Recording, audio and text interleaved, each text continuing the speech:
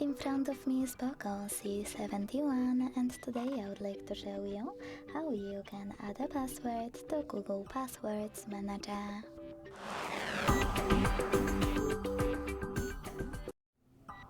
Begin by opening Settings and scrolling all the way down to hit Passwords, Passkeys and Accounts.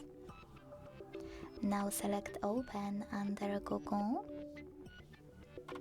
Tap on Google Password Manager. And finally select Passwords at the bottom left corner to hit Add Password at the top. Now input all of those informations. You can type in any website or hit Select App and tap on the chosen one. Then enter your username, email or phone number, password,